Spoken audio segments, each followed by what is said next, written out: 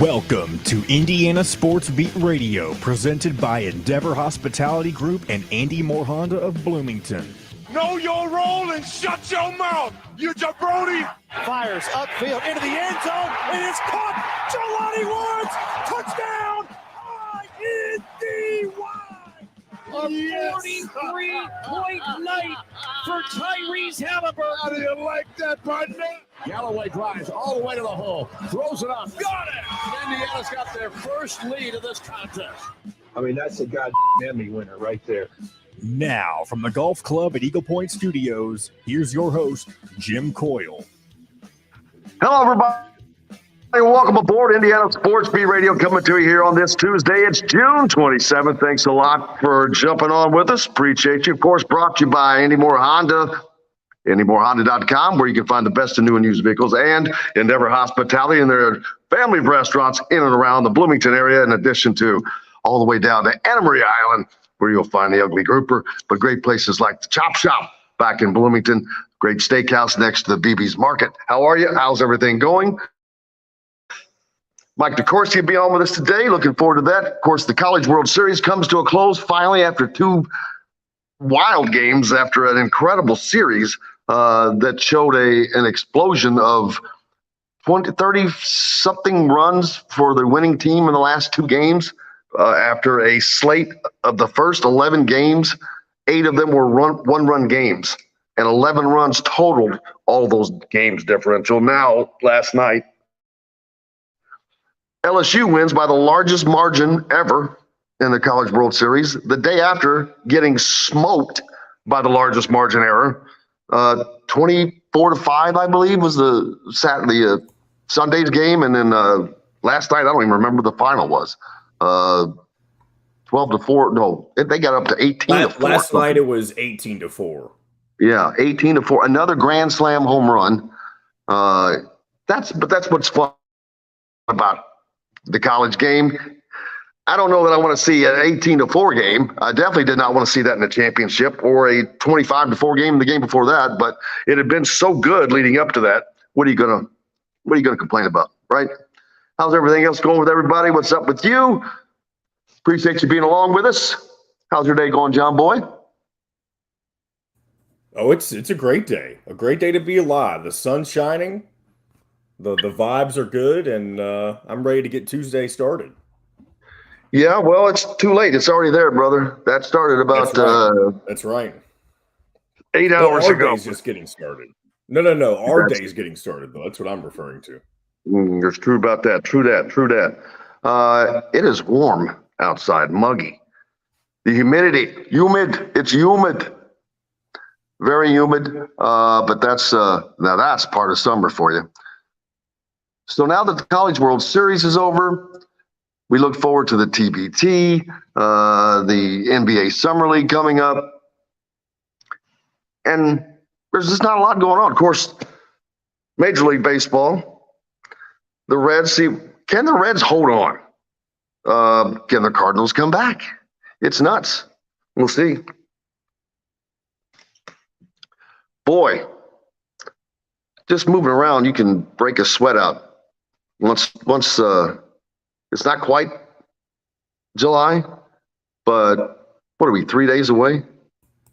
Yeah, just 3 or 4 days away. 4 days. Or the 4th of July weekend on the horizon. Yeah, we're horizon. just a little over a week from that. What are your fourth plans? You know, it's going to be trying to stay cool. Normally, I go to the lake up or down in Patoka. I don't know that I'll be doing that this year, but that used to be my go-to spot for 4th of July, Patoka Lake. Bill's rubbing it in. It's 54 degrees, and he's listening from up in the UP. Appreciate you, Bill, and Big everybody else. for the Upers. Hey, I'd like to have some of that 54-degree weather right now. I can tell you that. Yeah, You have to definitely. jump in a freezer to get that. Yeah, it's pretty sticky. When you just walk outside and change your mind and break a sweat, that's hot. Coming up, looking forward to talking to Mike.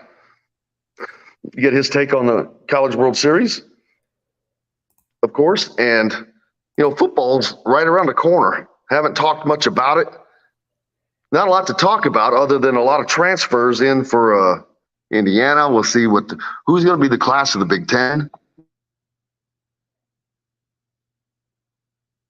Yeah, that's right. And There we go. it's also the last season for divisional play, as a lot of people are looking forward to USC and UCLA joining in 2024. And this will be the last season where Indiana, year in and year out, has to face the likes of Ohio State and Michigan. And we already see a great example of that next year. They don't play either one in their inaugural season with no divisions and the addition of the West Coast teams. Yeah, that's going to be a much better outcome for them to have a chance, I think. Oh, yeah, for sure. Was Kevin pointing out what's with the Reds' 3-game losing streak? Man, you won 3 or 12 in a row, then you lose 2 1-run games. I don't think that was the case last night. They were getting pounded pretty good by Baltimore.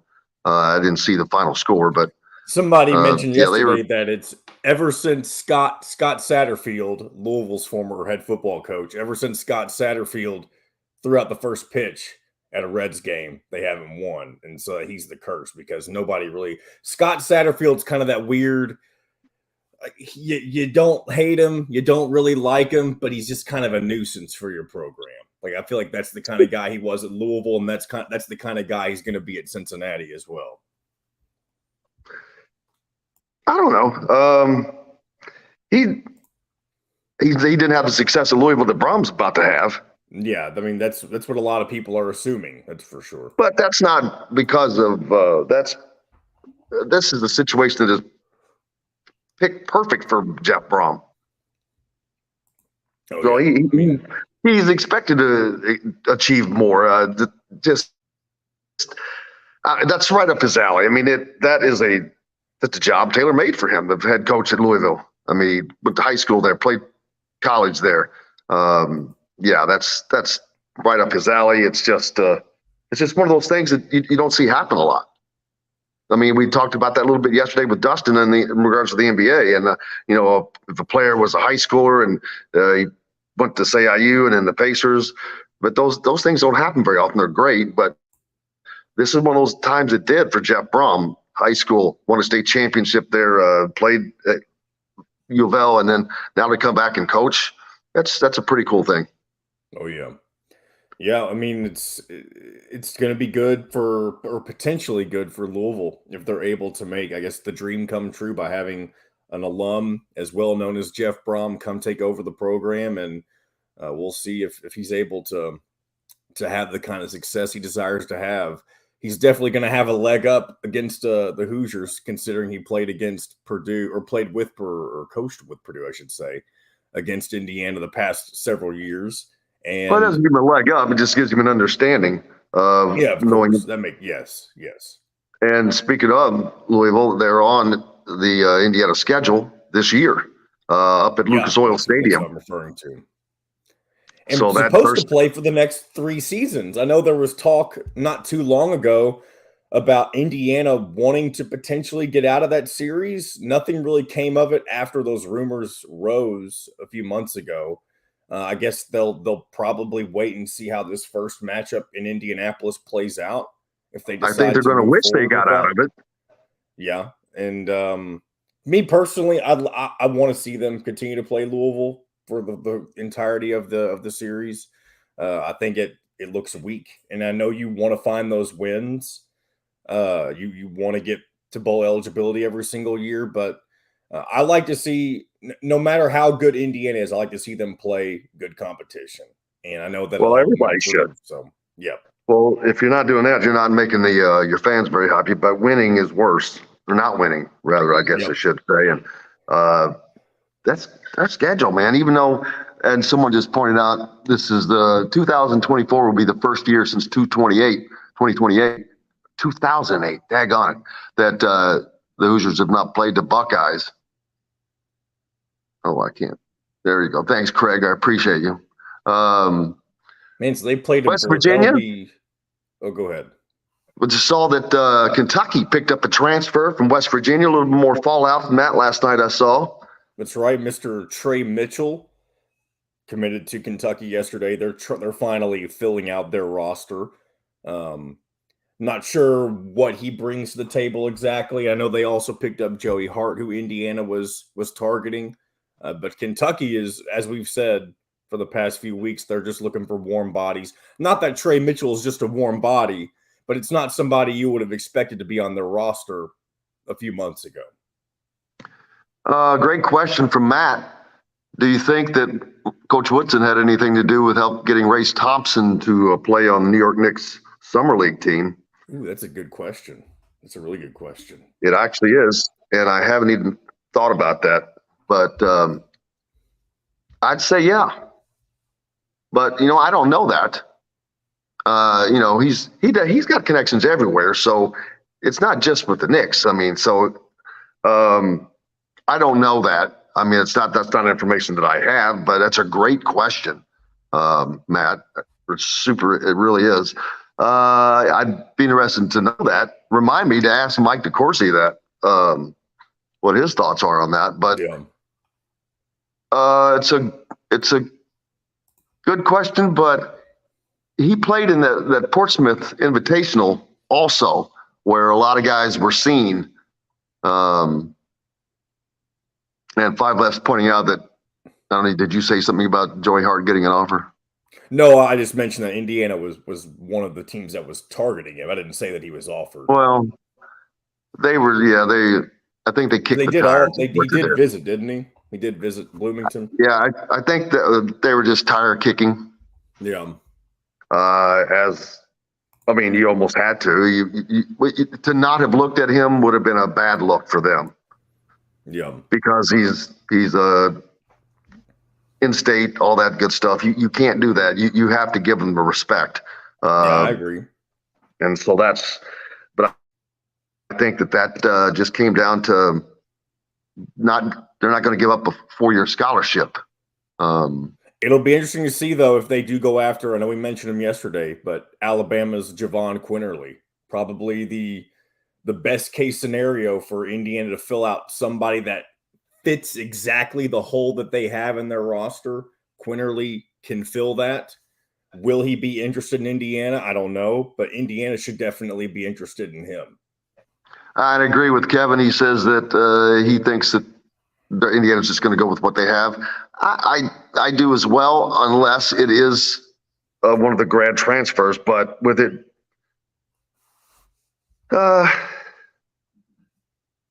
it's just a guessing game. And you know what? Why guess? There's no point in it. If they do, they do.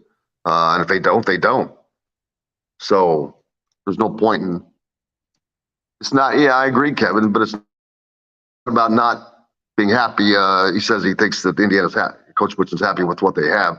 But if you can add the right piece, something that is the right piece, but I think unless it is just that, something that he says, you know what, I think this would really work in here, that I agree with everybody that they'll probably stay with what they have. But we'll find out. You never know. We've got to take a break. Mike DeCourcy from the Sporting News joins us next, and we'll be back with that and more. We'll be right back to the Golf Club at Eagle Point Studios for more Indiana Sports Beat Radio with Jim Coyle, presented by Endeavor Hospitality Group and Andy Moore Honda of Bloomington. If you're in the All right. God, I'm starting to not sweat for first, finally. So you do not have any ventilation down there? No, what Like happened where was you're I was sitting right going to. Here's the deal. They're doing fire alarms in the building where I am. So I already knew I'd find a different place. I was going to go over next door this morning. There's a place called High Tides. It's not open, but I was going to just sit on the back deck and do it with a nice little view. Well, I couldn't get onto the stupid Wi-Fi. So I'm racing back over here. But the minute I walked outside, I started sweating. I'm not kidding. That's how it was 2 days ago here before we got a bunch of bad storms. Oh, my God. It feels heavenly right now here in our part of the country. It feels heavenly. Yeah, that's right. I'm gonna rub it in. But My the goodness. humidity comes back for us, I believe, tomorrow or Thursday. But I'm gonna enjoy it while it's not like that.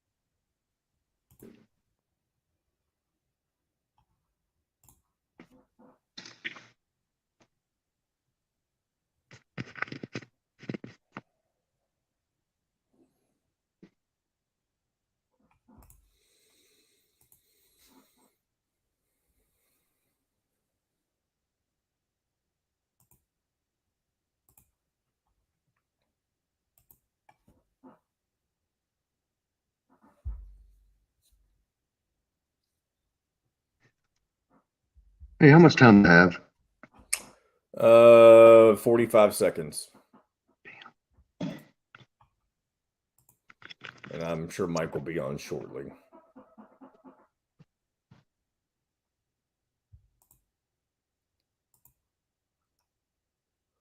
All right, bring us back. Near Cabello is locally owned and operated by Endeavor Hospitality Group. Launched from a previous staple in Bloomington, the former Function Brewery, Metalworks Brewing Company is the culmination of a passion for beer, food, and custom metal art. Check out their custom growlers.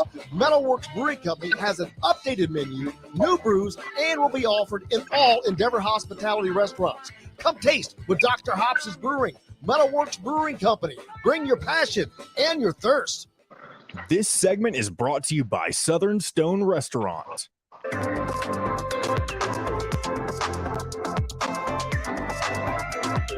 Now back to the Golf Club at Eagle Point Studios for more Indiana Sports Beat Radio with Jim Coyle, presented by Endeavor Hospitality Group and Andy Moore Honda of Bloomington.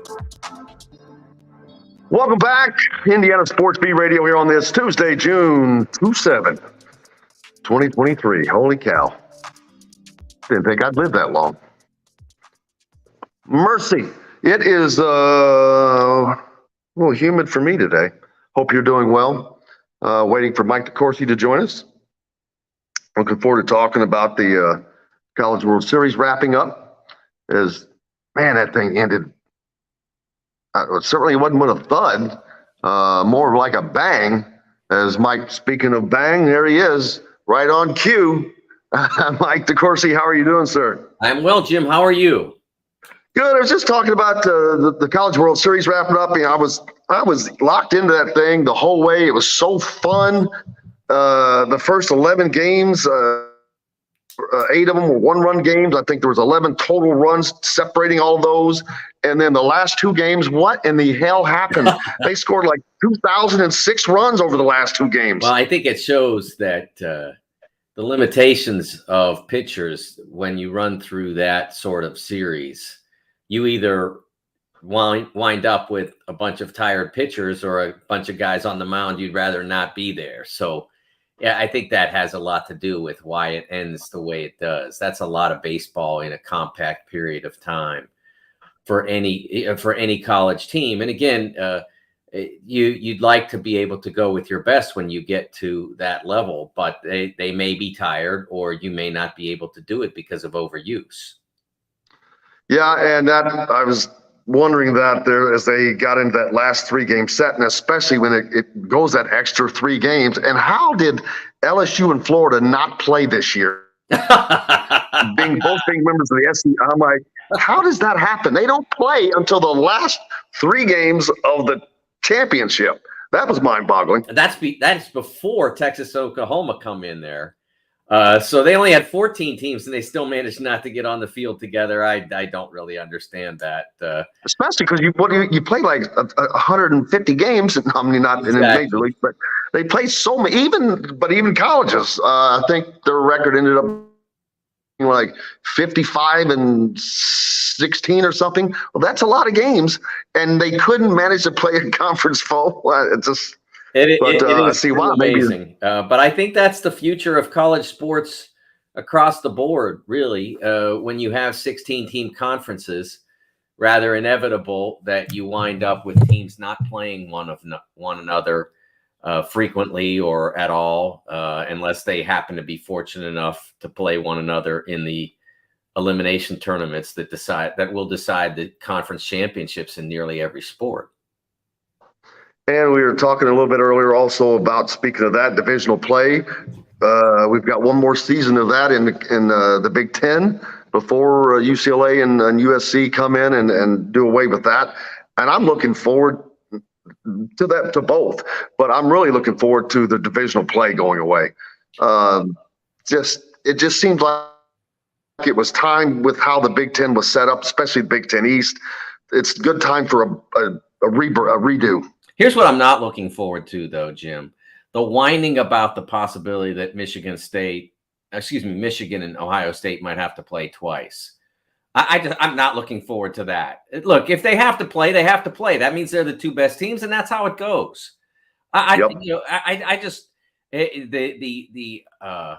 absurdity of college football somehow being more special because teams don't play. That's just ridiculous.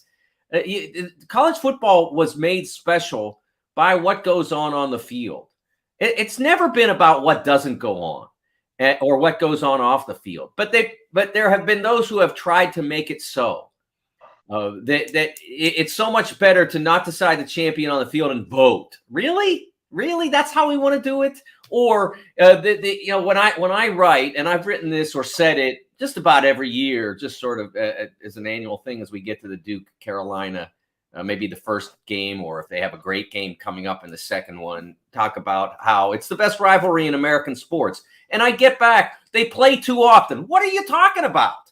The whole point of having a rival is to play, not to not play. So it's ridiculous.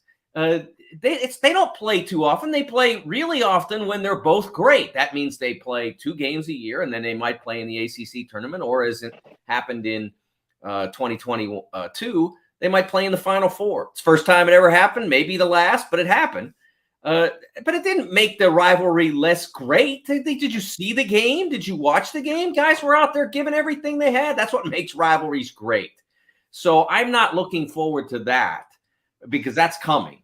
But I agree with you. I saw the potential 3 times too. Yeah, I mean, I guess that's possible too. Yeah, which is, again, fine because it means they were the 2 best teams, not only in the Big Ten, but in the whole country. So great, let's do it. I'm that part drives me nuts. But I am looking forward to divisional play going away because I don't think it's been great for the balance of the Big Ten. I think it has made it less balanced than it might be. So I think it'll be good for the league to have that have more connectivity. If you're Penn State, you're playing Michigan State, Michigan, Ohio State, etc., Maryland. Now you don't know who you're necessarily going to play, and I think that's probably good. Absolutely, and I am thinking about these other games that are going to become part of the Big Ten lore now, but that can change that. But what was the difference? Why did the East just? I know that Ohio State, but Wisconsin was good. I mean, they were right there, and then all of a sudden there was just this separation. Saying not overall forever as a program, but at the time, then there was a separation. Even Michigan got left behind, and then they have kind of rejoined the party with Ohio State. But there has just been and Penn State, just seemed to be this separation, and Nebraska they didn't come around like people have thought that they were yet. But that's probably about to change with Matt Rule. But now you've got UCLA and USC. But why did the West just not rise back up? Well, I think there's a couple things. First of all, Ohio State is a different category. I think Michigan has added itself to that category, but it took a lot of effort to do that. And it took a lot of perseverance, because there was a time around 20 or 21 when there were I guess it was 20, where there were those who were eager to move Jim Harbaugh on. And Michigan was smart. Take a pay cut. He had to take a pay cut. Exactly. Michigan was smart and held on to him, and look what the return was. The return was 2 consecutive appearances in the college football playoff. So that was I'm not a big fan of moving on for moving on's sake. That's a big thing in sports. Sports fans are like, you didn't do it for me today. That's it. You have to be punished. Not all, but there are too many of them who do that, and they are loudest on Twitter now and on social media.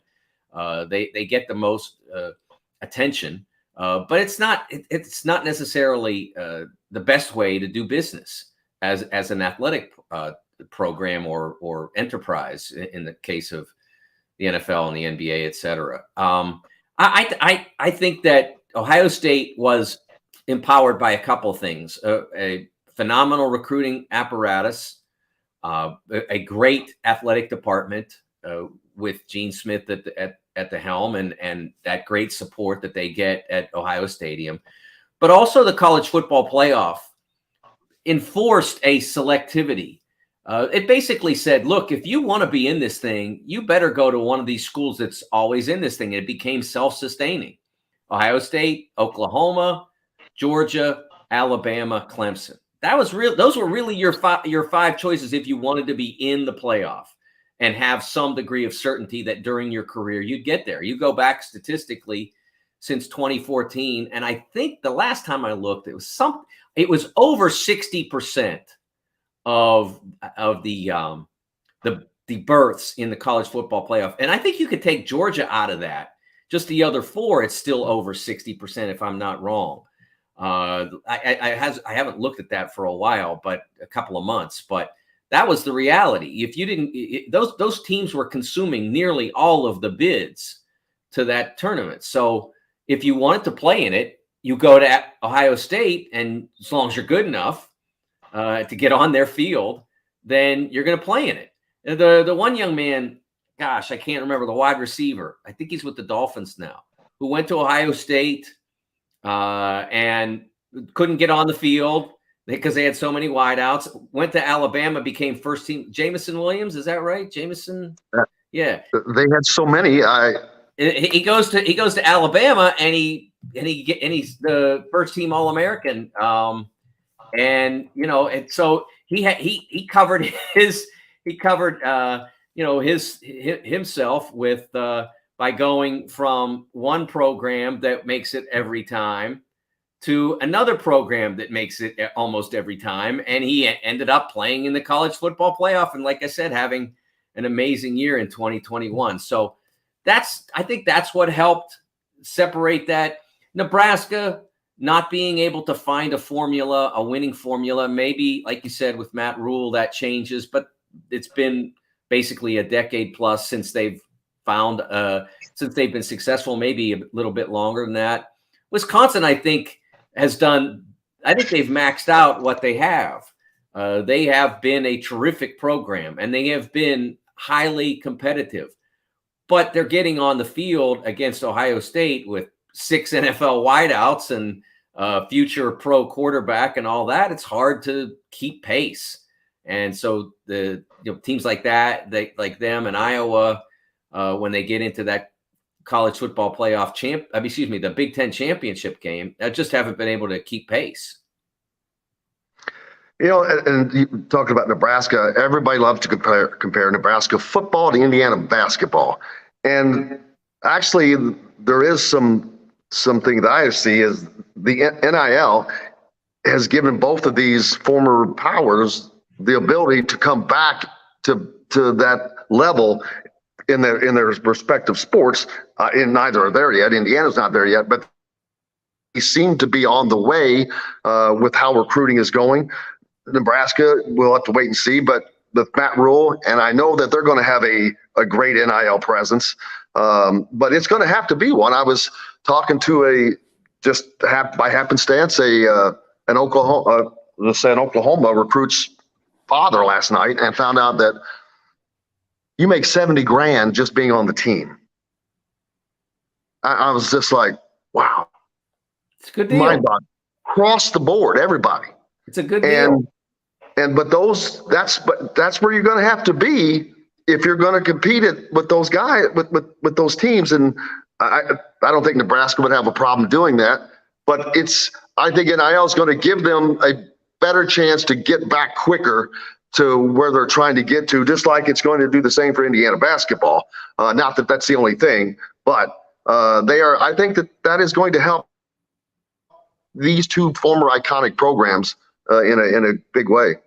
Well, I will say that I think that comparison's a little tortured because Nebraska has been wandering without great success for long. I mean, Indiana won the Big Ten basketball championship in 2013 and 2016. I don't think that Nebraska has approached that level. No.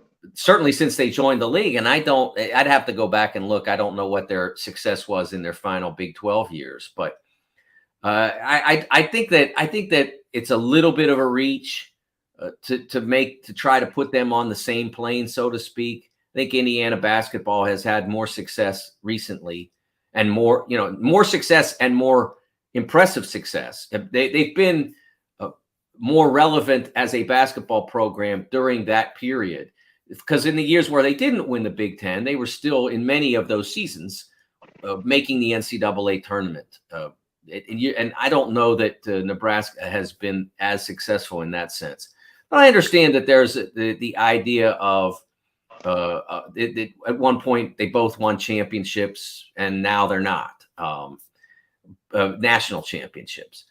But I think the difference is that Indiana has not been able to quite push itself over the hump in basketball. They've been up there. I mean, 2013 could easily, I shouldn't say easily. They could certainly have won the national championship in 2013. Probably should have. Yeah, I mean, you should never say should. Let me retract that. Never say should. But they got a bad break in who they played in the Sweet 16 because they weren't really built well to play against that particular team. If they played someone else in the Sweet 16, any of the other seeds that would have been opposite of one at that level of the tournament, they might have won. But it just was a bad matchup, and they played poorly, and it all went away in a hurry. But they could have. So I think it's still there for them to get back. Whereas for Nebraska football, they're still trying to become highly relevant in the Big Ten, and that's. And I don't think that just having a good NIL program is going to get them there, because everybody has a good NIL program that's highly competitive. If you don't have one, you're not going to stay highly competitive. So I think what you have to have is you have to have a highly capable coach, the right coach, and Matt Rule may be that. He certainly had success at Baylor. He did some good things in the NFL, and he did great at Temple. Okay, so you've got that. But then you have to have a recruiting apparatus that goes beyond just, okay, well, we can be competitive in the NIL space. People have to want to come to your place. And where are they coming from? In 1995 or 1988, they came from a lot. In 1983, Michael Rozier was from New Jersey. It's not likely that he's going to come from New Jersey now. He's got a lot. Things are just different now. There's a lot of options in between, and Ohio State being one of them that you'd have to skip over. So to get a 5-star guy out of New Jersey or whatever, I don't know whether Mike was at that point or not, but that's an example of a guy who won a Heisman Trophy. Tommy Frazier, I think, was from Florida. Again, a lot of schools to skip over. More programs exercising their high level recruiting in Florida. Not as many people are going to get out to go. So where do they get their players from, I think, is really the fundamental question. And that's something that Matt has to build with his staff. I think they can be successful. I don't think I see a day when they are what they were in the 90s or late 80s, but I'm not sure whether that's what you have to do to be highly successful now. I believe in time that the college football playoff is going to bring the top down a little bit, at least a little bit. Alabama, the two Big Ten schools, Oklahoma, Georgia, et cetera. I think it's going to bring the top down a little bit and the next level up a little bit. Entry to that championship playoff, you won't have to say if you're a great 5-star prospect in Western Pennsylvania, say, well, Ohio State's still right there, and it's only 3 hours away, so that'd be cool. But Penn State's even less, and maybe that's where you want to go. Before you'd say, well, if I want to play in the playoff, I got to go to Ohio State because they're going to take 4 teams. But now you could say, well, I could go to Penn State because they're going to take 12, and we got a shot. So I think it's going to make recruiting less specific, less funneled down to those 3, 4, 5 schools. And I think it'll make college football more interesting as a result. I'll have to get John to edit this because I was going to ask. I don't want to write a lot of questions down. I just usually use the conversation, but I wrote one down to ask you. And that's because this is why you're great. My question was, what do you think the effect of the 12-game playoff is going to be on the college football landscape? So, John, if you can edit that in to right before he started talking, because he led right into it perfectly. I was like, what is he? I was like, man, is somebody looking at me over here or something? Because that's exactly what I was going to ask next. And it's perfect timing. But, yeah, and we'll talk about it a little bit more on the backside, but that's just funny. But, yeah, perfect. Mike DeCourcy's with us. More Indiana Sports Beat Radio right after this. We'll be right back to the Golf Club at Eagle Point Studios for more Indiana Sports Beat Radio with Jim Coyle, presented by Endeavor Hospitality Group and Andy Moore Honda of Bloomington. Whether you're wearing your soothsayer hat today. There you go. See all, know all. That's the job, right? Holy cow. Man, I'm down in Cape Coral, Florida, and it is hot and humid, which just seems worse today for some reason. I walked out and just started sweating because I changed, because I walked outside and changed my mind about something, and I broke out in a sweat. Let's see, Cape Coral, Florida here. How hot is it right now? There we are. It's 84 degrees. It's going to 92. Yeah, what's the feel like temperature right now? That's a good question. Because it was over 100 yesterday. Feels like 91 right now. At there 9 you go. That's a o'clock in nice the morning. I love it. Yes, that'll wake you up. Love it. You got any traveling planned? Nothing yet. No. We'll figure it out. Dustin on yesterday, Dustin Pierick. He's getting ready to do some of his little travels. Oh, good. Yes, off season in the NBA. No more NBA draft. Just got through. I was going to say, man, you got to be happy. We just got through the draft, but the summer league's coming up, so which I'm looking forward to. That's become just something fun to watch, man. Yeah, it is interesting to watch. I do like seeing the prospects and how they, you can kind of get a feel for how they're going to transition to the NBA game, how they're going to feel. I wonder if Victor will play in any of the Spurs games. Probably not, right? He's not playing in FIBA. I saw. No, I get that.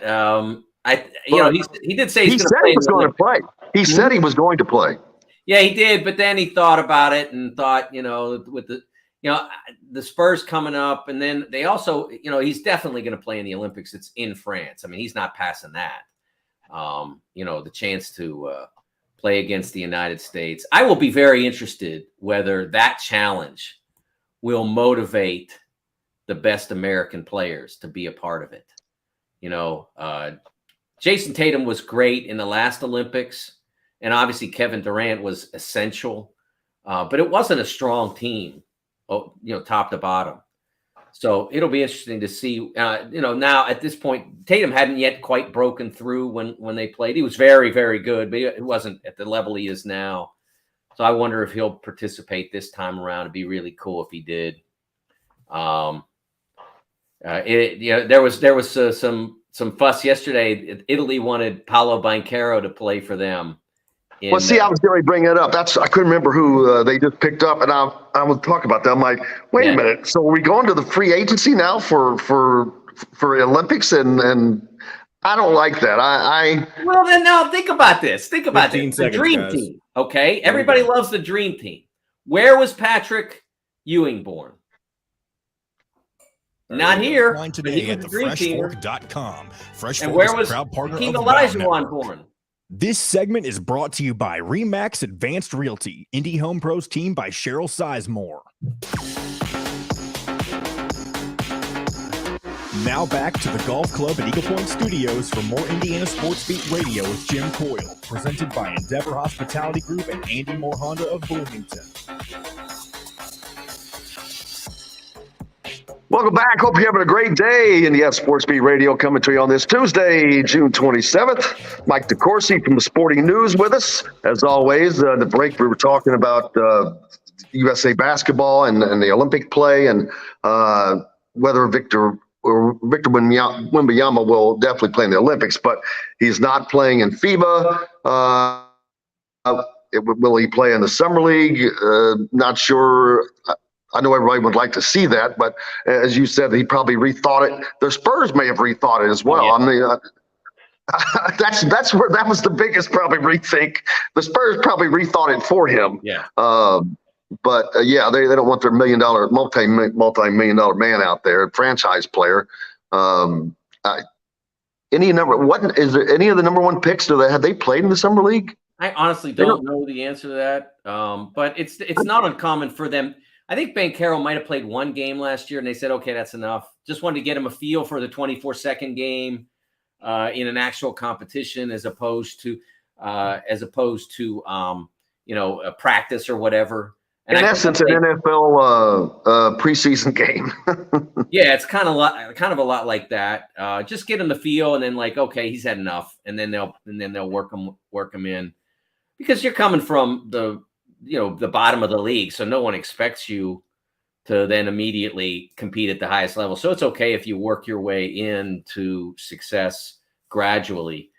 So he doesn't have to play in the Summer League to be ready to go on day one and be ready to dominate on day one, because it's not an expectation that you're going to be highly successful the first time around. So they will probably protect him in that sense. I think that the not playing in the World Cup, the FIBA World Cup this summer is an effort to do that. I don't think as I mentioned in the break, and you just mentioned, the reason Victor is certainly, if healthy, going to play in the Olympics is because the Olympics in 2024 are in Paris. He's not going to pass up that opportunity to lead France and try to win a gold medal against a United States team that they've come. They've beaten in the World Cup in what year would that have been? 2019, I guess, and that they were pretty close at times. They may even have beaten them in the pool play or along the way in Tokyo. I can't remember who all the U.S. lost to, but they did lose multiple games in Tokyo. So he'll be there in Paris for sure, presuming he's healthy, and let's hope he is. So it will be interesting to watch how that develops. And I was mentioning that, at the same time, I know that the U.S. will not have an A squad for the World Cup. They're trying to get a strong squad together, but it'll probably be a fairly young team. But I'm hopeful that they can get an A squad together for Paris. They haven't lost the Olympics since 2004 now. It's 8, 12, 16, 20. They've won every one. So like to see them keep that going. But in order to do that, they're going to have to have a great team, because Serbia obviously has terrific players. France with Wembanyama and others. Spain is always terrific. The gap that people talk about in regards to the national team is that our fifth team is better than their fifth team by a lot. But our first team isn't better than anybody's first team by a lot. Better, yes, but not necessarily by a lot. So it's a hard thing to do, and it's going to be difficult to do without without a plurality of the best players. Hello, Cheryl Sizemore. Thanks for being along. Of course, one of our sponsors. And if anybody's looking for a home in the Indianapolis area, you need Cheryl and her 2 decades of experience. It could be the difference between you getting the home you want or not. How's that for a work in a live read, baby?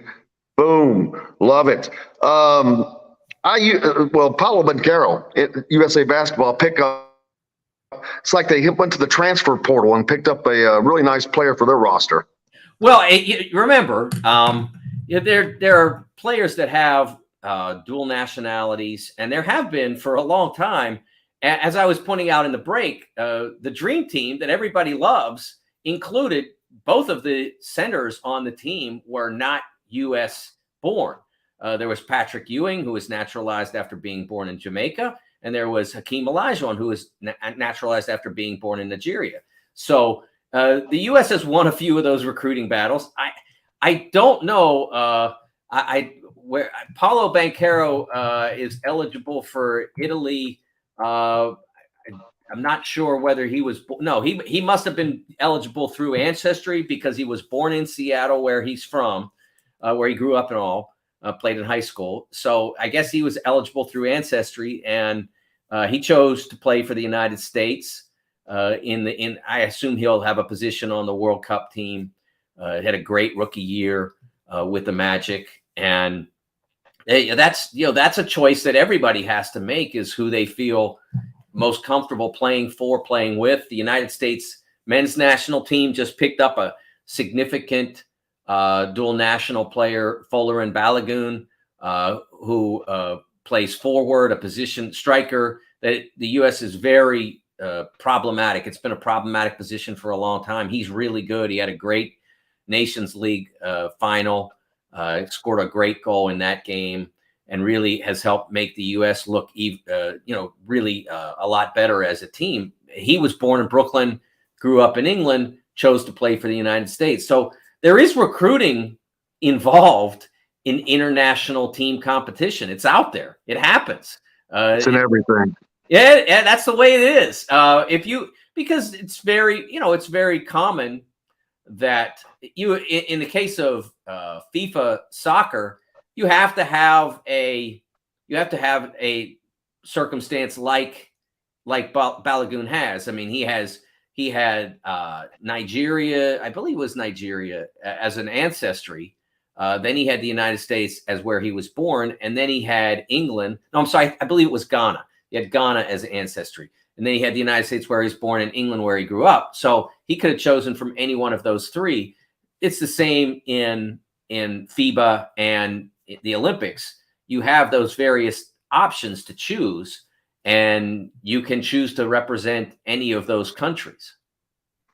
Jason mentioning Rick Pitino, he was in Greece when he coached, I thought, but was it the Greece? Yes, it wasn't the Greek national team? I believe Rick, he coached in Greece. He coached a club team, and he coached. Yeah. He coached the Dominican. No, that was. Yes, I was thinking toward the Caribbean. Yes, it was somewhere down there. Maybe it was Puerto Rico. Puerto Rico. I'm thinking Puerto Rico. I don't know why, but it's somewhere in the Caribbean where he coached their national team. But yeah, he coached a club team in Greece for 2 years, I think. Yeah, and he coached. I believe it was the Puerto Rican national team, and John Calipari coached the Dominican Republic. He coached Carl Towns with the Dominican Republic national team back in earlier part of last decade, I guess, in advance of the London Olympics, I believe. And speaking of Rick Pitino, he is just man. You just look at him, his career, what he's done, the stuff he went through, he coached at Kentucky, so that knocks him out of ever being one of my favorites. But I respect him probably more than any coach that is definitely currently coaching. He coaches like he's 22. He coaches like he's at Providence. He coaches like he's wherever. His energy level blows me away that he has that same energy level, and you can just tell he's a competitor. I love watching him coach. I wouldn't want to play against him or coach against him because, buddy, he's coming to win. And look at what he's done already. Hasn't won a game, but up Boston College, or not Boston College, daggone it, St. John's. Man, I am not going to be surprised if they are real successful real fast. Well, he is. I think he is, along with Larry Brown, the most impressive technical coaches that I've covered. Those two guys. Great way to put it. Yeah. It's the old Bum Phillips line. I always have loved this. I love this line. He can take hisn and beat urine, or urine and beat hisn. I always love that. It doesn't sound right coming out of a Western Pennsylvania guy, but it sounds great coming out of Bum Phillips's mouth. It's a great line, and that's who Rick is. He is as good at moving the pieces around as anybody. I will say that I believe that element of the job is overrated by the average fan. It's very important, but it's not the most important thing.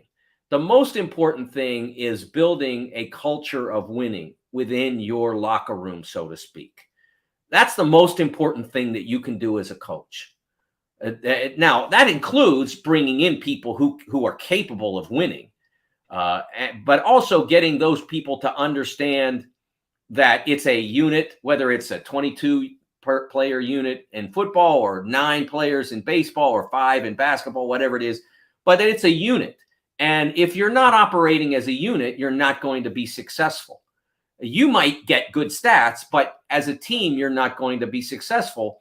And if you're not successful as a team, you're never truly going to get the recognition that you might seek individually, or the monetary compensation, depending on the venue that you're in. If you look at All-America teams, and I vote on these every spring for basketball, you have to be unbelievable to make All-America if your team's not headed to the NCAA tournament.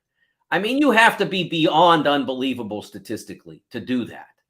It just doesn't happen very often. If you're not a team that's headed to the tournament, you're viewed as lesser than. And because you probably didn't do everything you could to win. It's very rare that you did. So that's what the best coaches do. And I think that what people expect is, and I see this across all the various sports that I write about and cover, is that they think that the best coaches are the ones who are the best X and O people.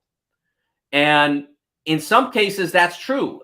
Rick is, like I said, if you graded them on various things, there are very few things that he would not get an A in. And that's why he's been as successful as he has. But there are coaches who are among the all-time greats who were maybe B or B plus in the X and O part of it, but were A plus in creating a winning culture. And that's why they won lots of games and lots of championships. I think that fans see things that they don't like strategically on the field and immediately dismiss that coach as being insufficient. But lots of things are going on behind the scenes that you can't see. And that's why that team is successful year after year after year, or game after game after game. And I think that's something that I try to communicate with people who follow U.S. soccer. Greg Berhalter, unbelievable in the cultural. That's why all the players who have a voice, Christian Pulisic, Tim Weah, others, have stepped forward and said, we wanted him back. That's why at Kentucky, John Calipari, one of the things he's been best at is getting those guys, all these 5-star guys, they've all been stars, and all of a sudden they come in, and at Kentucky, they're like, okay, we try to win for Kentucky, and maybe we don't score as many points or take as many shots or whatever, but we're trying to win for Kentucky. That's what the absolute most important element of being a successful coach is. I think Down at Miami, Jim Larinaga does an unbelievable job of that, of getting guys to buy in. He's very good strategically, but it's first about finding guys who are going to form the fist, as Mike Krzyzewski used to say all the time. An open hand slap, it's going to hurt, but a punch could knock you out, and that's why that fist is so important. We got to take a break here. Mike, I don't know if you have the time, but if you can stick for another segment, great. If not, we'll let you go. But we've got to take a quick break. Back with more Indiana Sports Beat Radio right after this. We'll be right back to the Golf Club at Eagle Point Studios for more Indiana Sports Beat Radio with Jim Coyle, presented by Endeavor Hospitality Group and Andy Moore Honda of Bloomington. If you're in the market, I should have asked you that in the previous segment. All of our guests had to cancel today. If you have a few minutes, great. If not, don't worry about it. I have one thing I have to do right now, but I'll be right back. Please. We Thank appreciate you, Mike. Thank you very much. Perfect view now. A little bit of leather.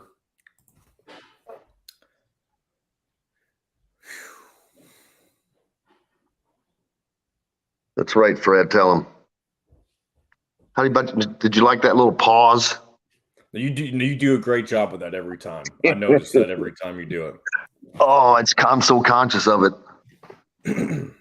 Yeah, so Mike, we have a hard out, sort of. It's more of like a timing out because I send the shows to Fort Wayne. They're one of our affiliates, but they only take the first hour. And so that break we just took is kind of hard time. That's why we had to break right there. Not a problem. It was fine. Well, we appreciate you being you sticking with us. Oh, sure. What's up next for you, man? I'm working on a couple of projects, and the Women's World Cup starts in a few weeks. I got a whole bunch of stuff, a whole bunch of pre-Women's World Cup stuff that I have to write, and then the tournament starts. I'd say the Sporting News should hire Bob Kravitz, but that would take him away from us. He would be covering. He would be covering by me. That I mean, he would be covering other things probably. Oh yeah, I don't think we have an opening at the moment. Yeah, we haven't. We posted a job yesterday. We're looking for someone in England to cover soccer. I think that's or to write and edit soccer. I think is the idea. Jason, not today. We did yesterday, but we'll talk about that in a minute. Trey Jackson and Jalen Chapino will play each other first game of the summer league. Oh wow, that's cool. And we got Race Thompson that is playing on the Knicks summer league team. And someone asked earlier, and I said, I'll have to ask Mike what he thinks about this, that if I thought that Mike Woodson had anything to do with that. I'm like, well, obviously it could have because of his background. I said, but he's got connections with tons of teams. Yeah. He coached at a lot of different places. So his connections in the NBA are, but could it? Yeah, could have. But he also played in that Portsmouth Invitational where a lot of guys were seen. And, it's not like he's not known after playing 4 years at IU. So 10 seconds. Here we go. variety of cheeses, gourmet sandwiches, entrees, a coffee bar, bread, pastries, all made fresh and mouthwatering. Stop by Feast Market and Cellar today. This segment is brought to you by Feast Market and Cellar. Now back to the Golf Club at Eagle Point Studios for more Indiana Sports Beat Radio with Jim Coyle, presented by Endeavor Hospitality Group and Andy Moore Honda of Bloomington. welcome back. It is Tuesday, and we are so fortunate and grateful to have Mike DeCourcy with us from the Sporting News. Make sure you give him a follow and follow his content at the Sporting News. In addition to that, the Big Ten and Indiana getting a few more players potentially into the league, obviously. Jalen Chapino from Indiana, Trace Jackson Davis, whom Zach Osterman really thinks that his selection was to be on the roster and not just as an opportunity, even though he was chosen pretty far down. Normally, that's not a guy that you're going to think that, well, he's got a spot. But according to Zach, he thinks that he does. And we also have Race Thompson playing for the Knicks in the summer league as well. If now those three, I don't expect all three of them to make it. 2 of them, that would give Indiana 8 players in the league, which would be the most by any Big Ten school. And this is still through a period where Indiana was not looked at as, their most successful time in their program, but yet they were still able to produce guys and get guys in the league at that. So that's an elite level player that they've still been able to get, just not have the success to go with it. Yeah, I mean, I think that you look at it. I mean, they had great success with Victor Oladipo. Thomas Bryant has been able to get in the league and do well. Cody Zeller's still up there. So there have been some very good players at Indiana through that period. OG as another. I mean, Victor and OG were both not super highly recruited players who became significant players at IU. And then there are players like Jalen and Trace who were highly regarded. Trace was top 15. Jalen was in that same neighborhood, and they both had highly successful periods at IU and now a shot at doing well in the NBA. Certainly Jalen will be very coveted as a first-round pick. And I was surprised as many people passed on Trace as did, but I still believe that I'm not surprised that he's expected to be a roster player, and I won't be surprised if he succeeds at getting out on the floor and making a difference. I don't expect him to be a star. I'm not sure he'll ever be a starter, but I do think that he can be a rotation player on a good team and make a difference in winning. He's not going to go out and score 20 a game, but I think he can be a guy who people want to have on their team because he impacts winning. Absolutely. And there's the addition that what bodes well for him is the addition of, is it 2 more two-way players? Yes. The NBA has added. So now you've opened up 30 additional jobs, and whether it's 1 per team, I think they get 1 additional two-way, but it's 30 additional jobs. So that helps also for his efforts. It does. But I'm not sure that's, although I'm not sure that he's signed yet.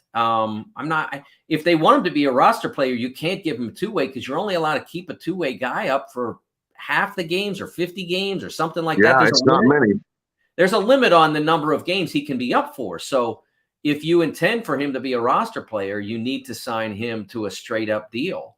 So I from what I read, that they were optimistic that he could make their rotation, that he could make their regular roster. The quote from Mike Dunleavy Jr. was that they didn't feel like they had great depth in the front court and that he could contribute there. I'm optimistic for him. I really like Trace, and I hope it works out well for him.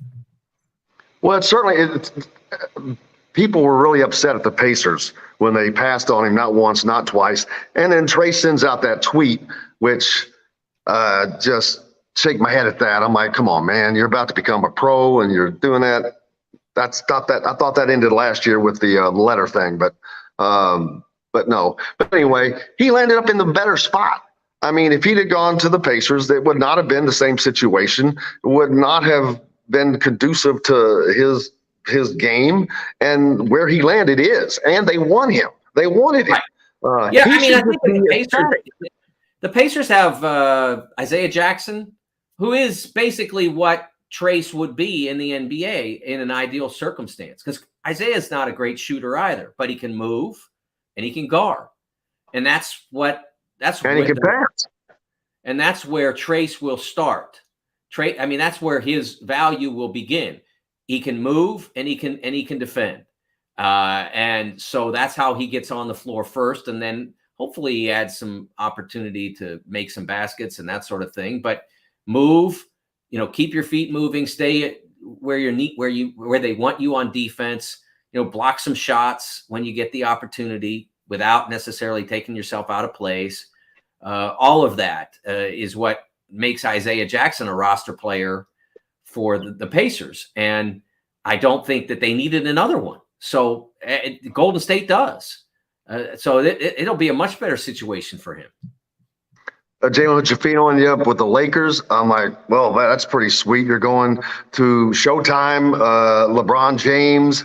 There's just a lot of great things going on there. Magic Johnson, you're going to be he's going to be putting his arm around you. Probably you're going to walk down the halls and look up at Jerry West and all these great things about this league. He didn't go to the some piddlywink team. This is a bedrock team, man.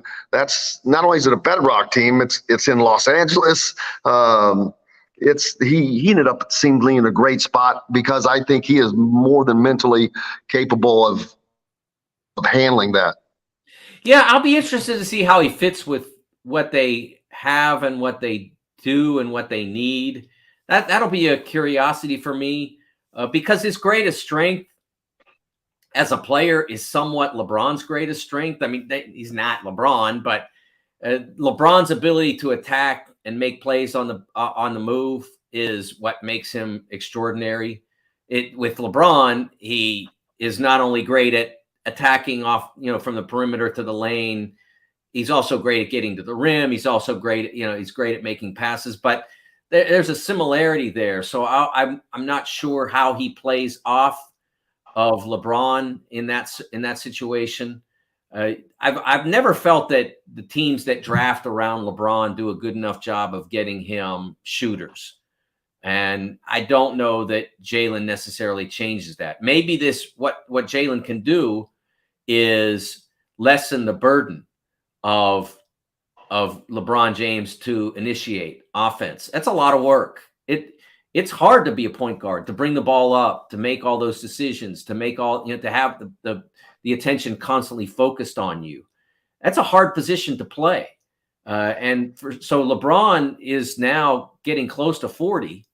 And so maybe Jalen's ideal scenario is to come in and be somebody that makes it so that LeBron takes that spot when it's absolutely necessary.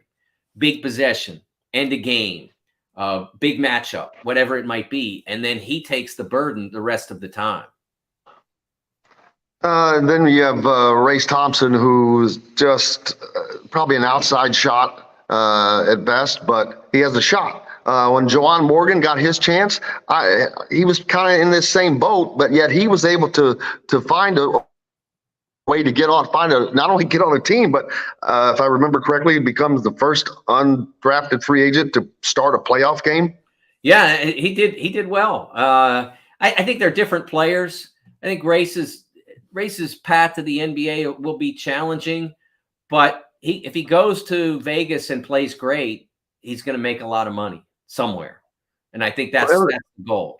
Everybody they talk about Trace not shooting. Well, that's one thing that they talk the opposite way about Race. It's like, stop shooting.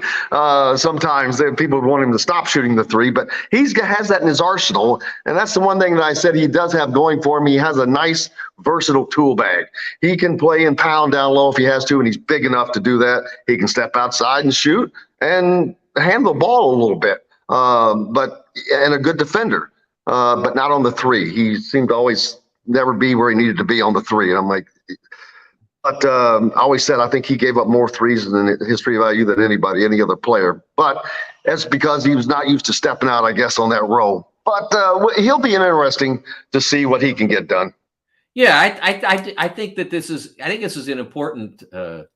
important venue for him. He needs to play well in Vegas, and again, because that's where all the European teams are going to be scouting that tournament, that event, whatever you want to call it. They'll be there, and that a lot of the opportunities that develop are either affirmed in Vegas or created in Vegas, depending on how the scouts from the various European teams have viewed you as a collegian. They scout you as a collegian. They want to know what you've done, but then they like to see it on the floor in Vegas because, again, it's a different game. 24 seconds is a different game than the 30-second game is. It's faster.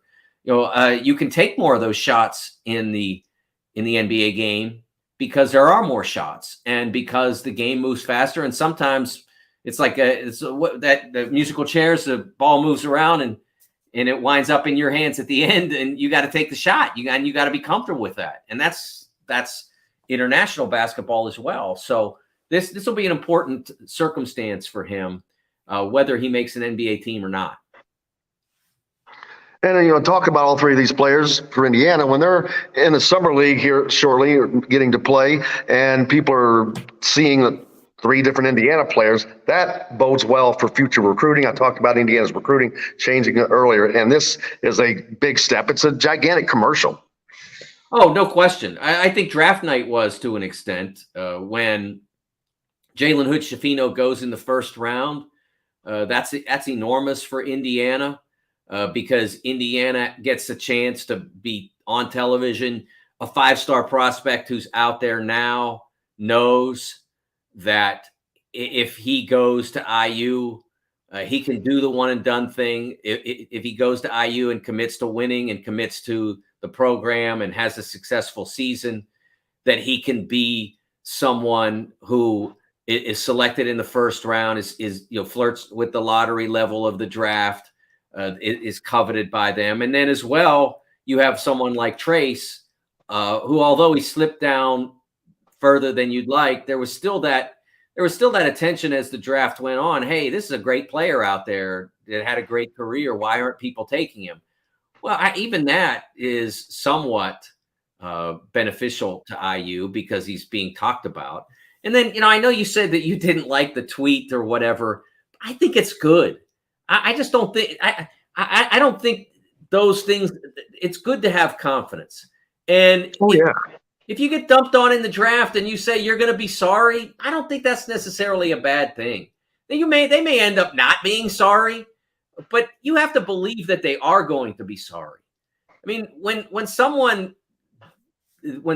doesn't hire you in the hiring process for a job that you apply for or whatever, that you think you're the best candidate, I can tell you from experience that you always feel that little bit of, I want to show them that they were wrong. I'll give you an example. When in 1992, the Pittsburgh Press was closing. The Pittsburgh Press needed to hire some of the press's staff because the Post-Gazette was a smaller paper, didn't publish Sundays, only published 6 days a week. The Press published 7.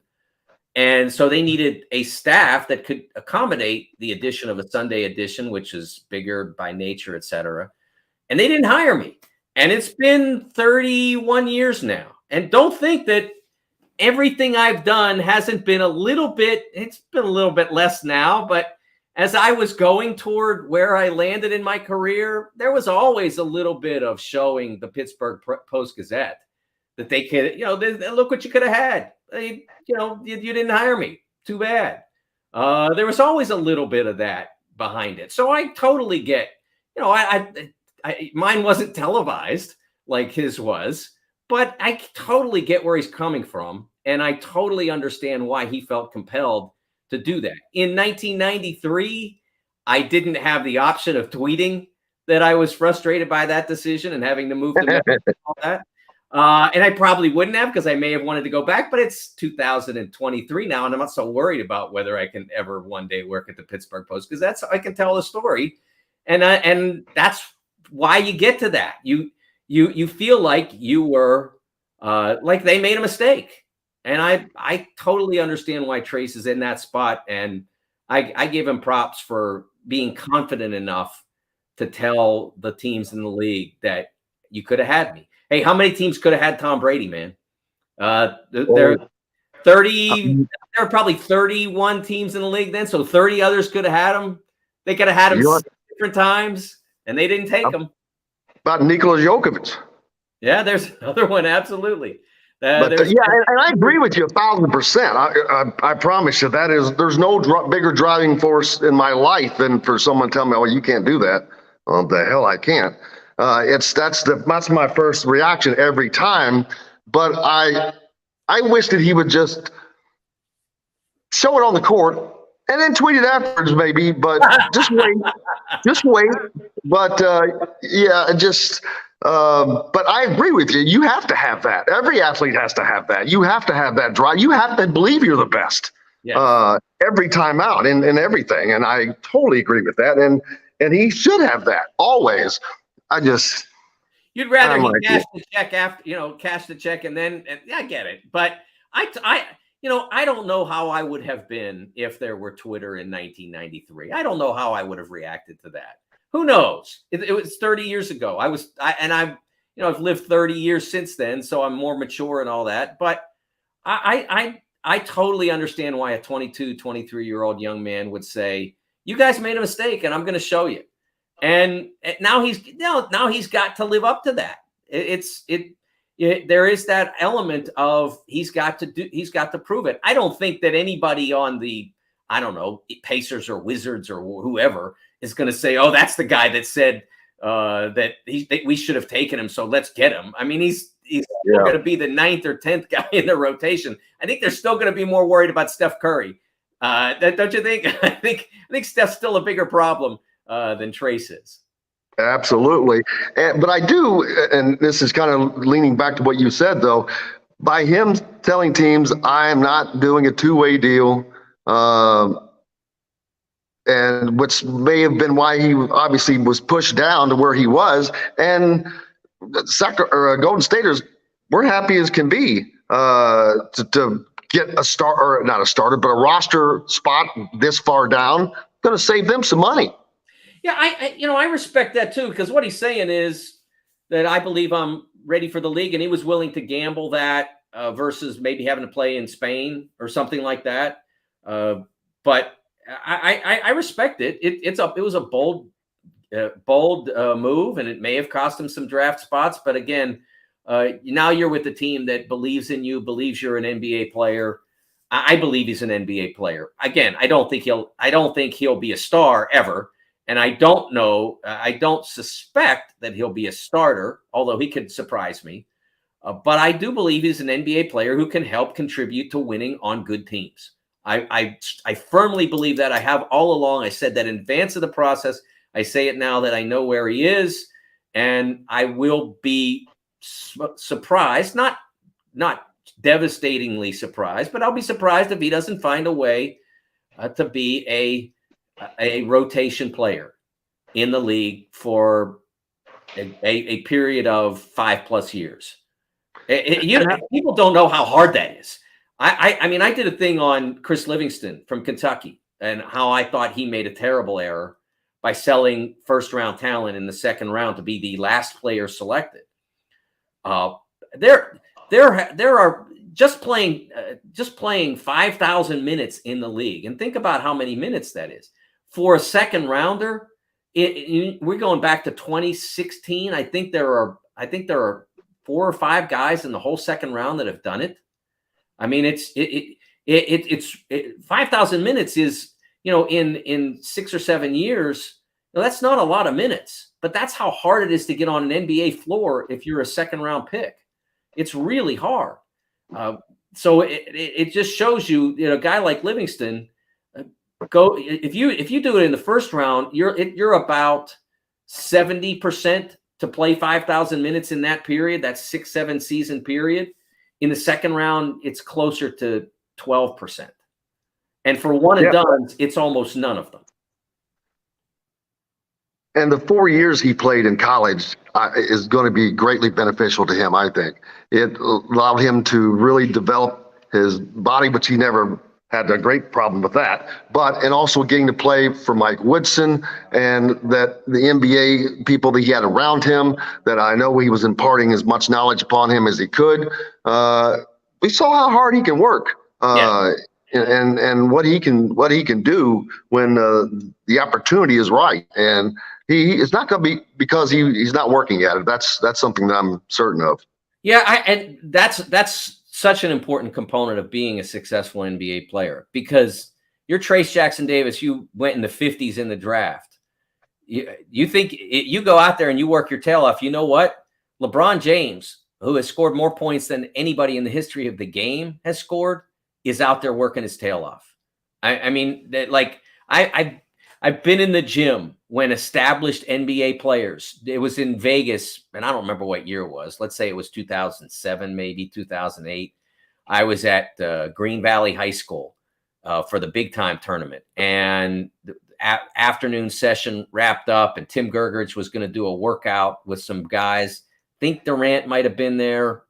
Memory's a little fuzzy on that, and I never wrote about it, but there were multiple NBA guys in that gym on a steaming Vegas day. It was probably 2007 because in 08 it would have been the U.S. training camp. So it's probably 07, whatever year it was.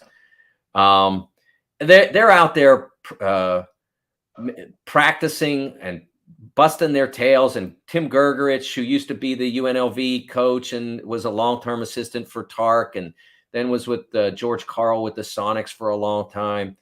I mean, he was just busting their tails, and it's like, this is the price I pay to be good in the NBA. That's how it works.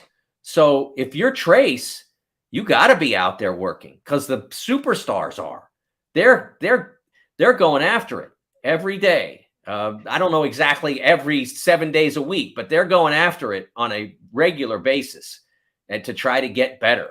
And I was extremely impressed by what I observed on that afternoon. It's Vegas, man. It's like 100 degrees outside in July, and you could be anywhere in the world with all the money they make, and you're in there busting your tail. I highly respect that.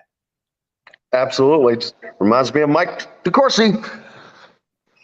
Buddy, I can't thank you enough for spending some extra time with us today. We greatly appreciate you as always, and look forward to it again. You bet. Anytime, Jim. We'll look forward to it. Thanks. Mike DeCourcy, make sure you follow him on Twitter and at The Sporting News. We've got more coming up here on Indiana Sports Beat Radio. Back with that right after this break. We'll be right back to the Golf Club at Eagle Point Studios for more Indiana Sports Beat Radio with Jim Coyle, presented by Endeavor Hospitality Group and Andy Moore Honda of Bloomington. All right.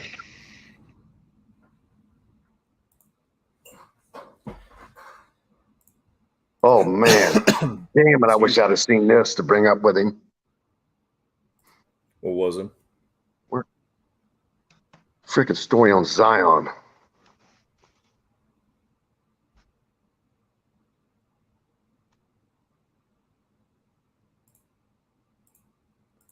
Okay. But I'm not. So, bring like your time. Yeah. Just put it. Yeah.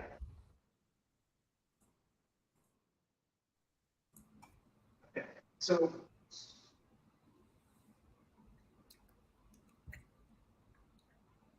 There's the thing that yeah, I'm trying to do a favor with the girl.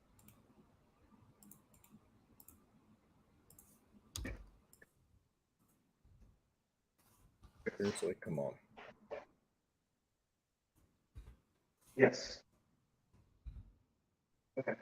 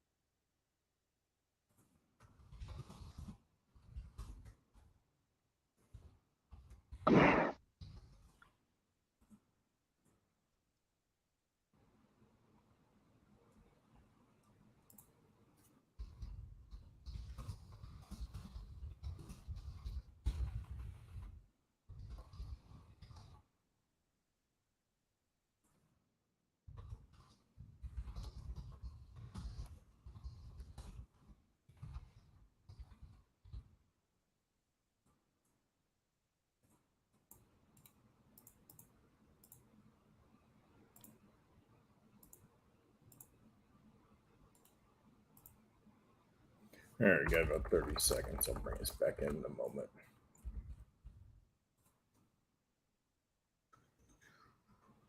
Trying to finish this up.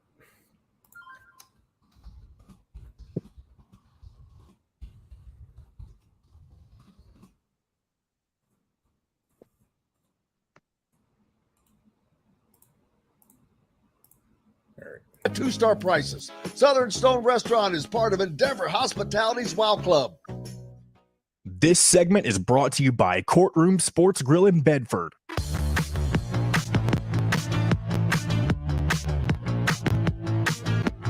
Now back to the Golf Club at Eagle Point Studios for more Indiana Sports Beat Radio with Jim Coyle, presented by Endeavor Hospitality Group and Andy Moore Honda of Bloomington.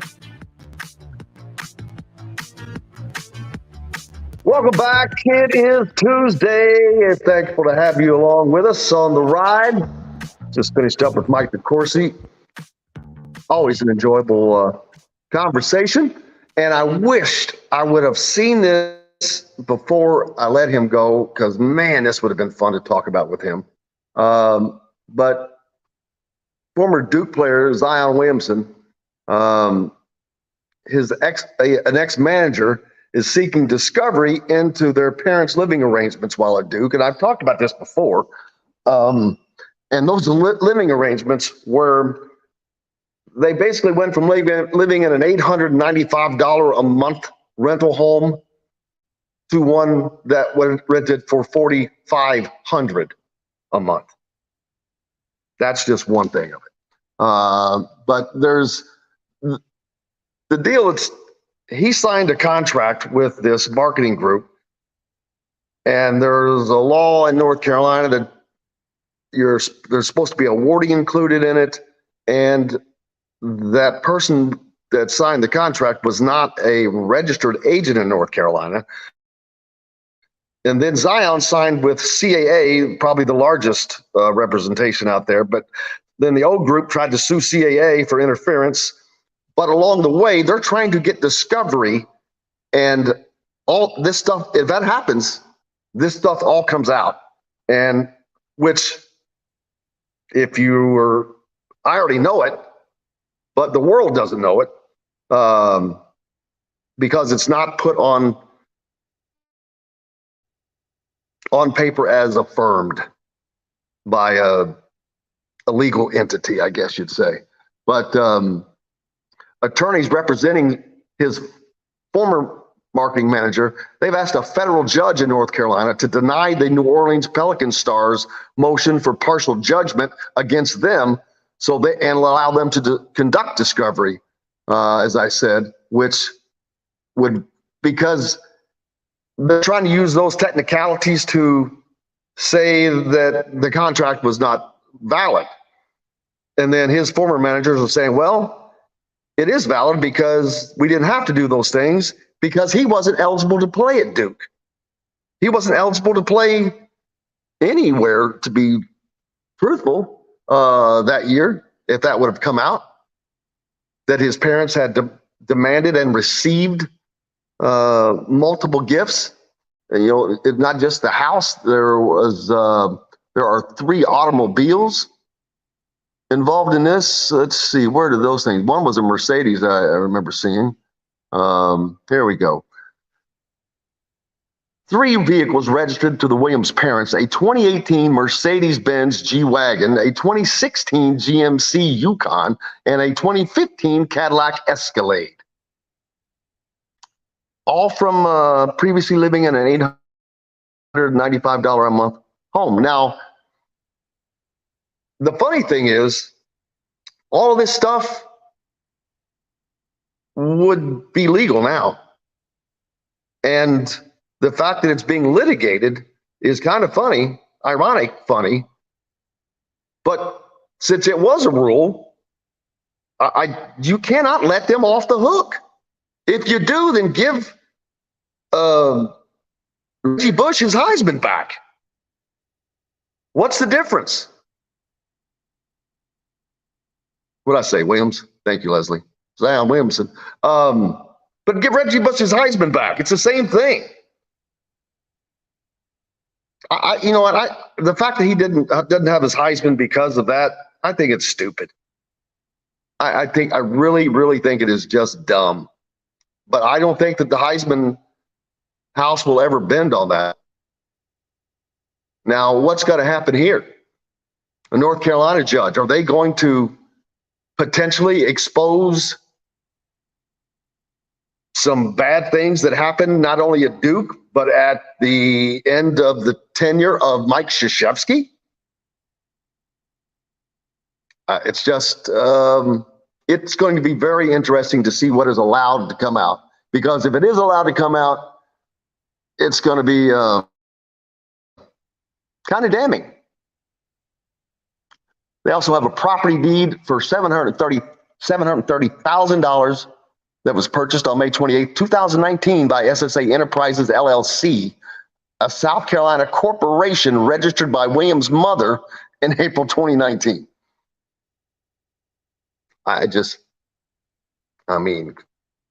Hello, just connect the dots.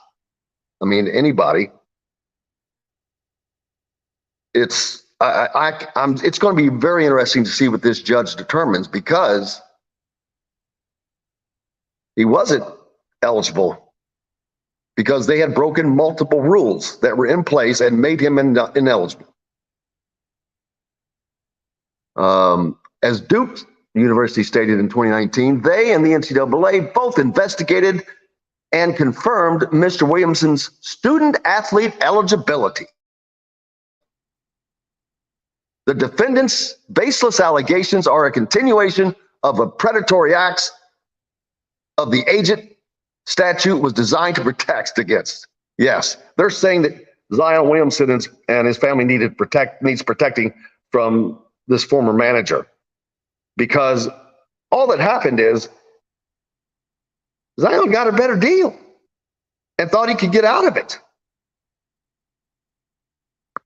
There's a continuation of similar behavior there. But it started with whoever was the mother or the father, I don't know, who was leading that deal. But the apple didn't fall far from the tree. Shady activity going on. Started by the parents. So how could it not trickle down? Of course it does. That's what happens. But this is what aggravates me. You cannot not allow, just because it's Duke and Mike Krzyzewski, of course they'll disavow any knowledge of anything, but there's no way on God's green earth that everyone didn't know that they're living in a $4,500 a month home. First of all, that's a pretty nice home. And when you come from where he came from, and everybody knew where he came from, and then you're driving a Mercedes and a Yukon and Escalade, come on, man. That's stuff. Those are the red flags from the 70s and the 80s. Again, today, all legal. But it was not then. Would have made him ineligible. That would cost Duke every win that they had when he played there. It would cost Mike Krzyzewski every win he achieved while coaching. Now, I don't want to compare Coach K to Paterno and Paterno turning a blind eye. There's a difference between turning a blind eye to potential cheating, as opposed to the other. That's just not forgivable. Fred brings up, forgive Kelvin Sampson. I don't have an issue with Kelvin Sampson. I have zero problem with Kelvin Sampson. I don't care. I mean, it doesn't matter to me. I don't look at these things from a fan's perspective, but what he did was stupid. Kelvin Sampson, that is, but yeah, it was just dumb. But he should have been watched better. Actually, a lot of people say he should have never been hired. He's a pretty damn good coach. Had he not been open to bending the rules, and you would have thought that you would have learned a lesson, but no, he did not. But anyway, we've got to take a break. Come back with more Indiana Sports Beat Radio right after this. We'll be right back to the Golf Club at Eagle Point Studios for more Indiana Sports Beat Radio with Jim Coyle, presented by Endeavor Hospitality Group and Andy Moore Honda of Bloomington. 24 minutes, I'm out. Okay. I haven't heard an alarm. Have you? It's not that, like, my wife says it's, like, there's something actually wrong with our unit. I was going to say, why are we not hearing? It's quiet. Yeah, so they're saying, so she called me a little while ago and said that it's actually not bad. Like, Well, but then they're not doing it right then because it's bad. well, then they came in and said there's something wrong. Yes, because I thought I was hearing something yesterday on the. No, Yesterday, loud. Well, then I was on the Lanai though, and I'm like, what the hell? I thought it was a bird, or I thought it was a bird call that they use to scare birds. But then later, a flip ton of crows started gathering. Yeah. There was like 10 just the whole time that was going off, and then when it stopped, Yeah. went away. Yeah, that means they'll be doing it later in the day then. That'll be even funner. Do you have to be down here all day or until that's over? Yeah, I mean, I was doing calls all day, so. 20 minutes, I'm out of your way. And you watch, they'll do it, they'll cancel it and do it tomorrow.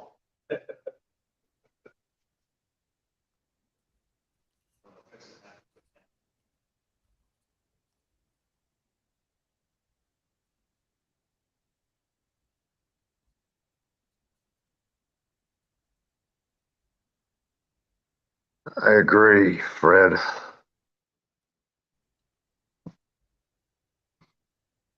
Oh.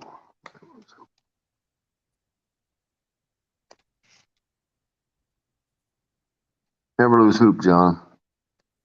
That's right. You can bring that up here. Yeah. Still got about a minute 10. I'll put my camera back on. I'll join you this segment. I was just getting some things taken care of during that last one.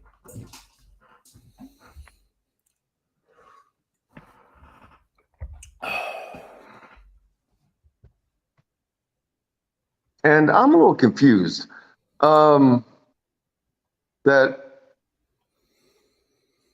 this schedule shows that the Lakers are playing Miami on the first day of the Summer League, and that Golden State is playing Sacramento.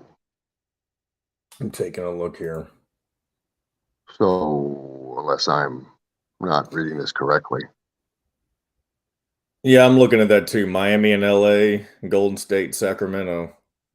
Who said they were playing first? Justin. Maybe I guess it could have changed, but all right, here we go. Endeavor Hospitality Restaurants. Come taste with Dr. Hobbs's Brewing, Metalworks Brewing Company. Bring your passion and your thirst. This segment is brought to you by K-Bello.